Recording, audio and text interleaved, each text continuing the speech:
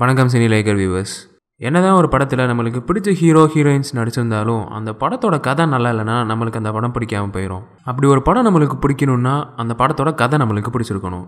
அப்படி அந்த படத்தோட கதை நல்லா இருக்கணும்னா அந்த படத்தோட டேரக்டர் நல்ல டேரக்டராக இருக்கணும். அப்படி சில படத்தோட டேரக்டரை நான் சொன்னேன்னா இவராக இந்த படத்தை டைரக்ட் பண்ணியிருக்காரு அப்படின்னு நீங்களே ஆச்சரியப்படுவீங்க.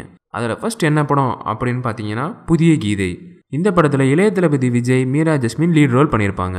என்னதான் இந்த படம் நினச்ச அளவுக்கு சரியாக ஓடலைனாலும் விஜய் ஃபேன்ஸுக்கு ரொம்ப பிடிச்ச படம். இந்த படத்தோட டேரக்டர் யார் அப்படின்னா ஜெகன்.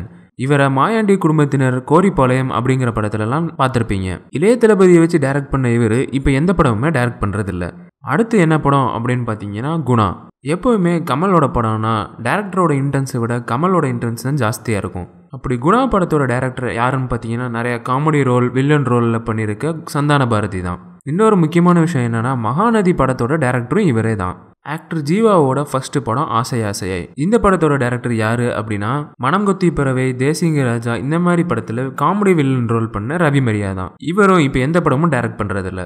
நம்ம தலையை வச்சு அவள் வருவாளா, ஆனந்த பூங்காற்றே அப்படின்னு சூப்பரா 2 படங்கள் கொடுத்த டேரக்டர் யாரு அப்படின்னா நிறைய படங்கள்ல வில்லன் ரோல் பண்ண ராஜ் கபூர் தான். இப்போ நிறைய படங்கள்ல காமெடி ரோல்ல நடிச்சிட்டு இருக்க மனோபாலா கூட டேரக்டர் தான். இவர் டைரக்ட் பண்ண படம் என்ன அப்படின்னு பார்த்தா சூப்பர் ஸ்டார் நடிச்சு சூப்பர் ஹிட்டான ஊர்காவலன். இதே மாதிரி சினிமா நியூஸ் தெரிஞ்சுக்க சினிலேக்கு சேனலை சப்ஸ்கிரைப் பண்ணுங்க. உங்க வேல்யூபிள் ஃபீட்பேக்ஸை கமெண்ட்ல தெரிவிங்க.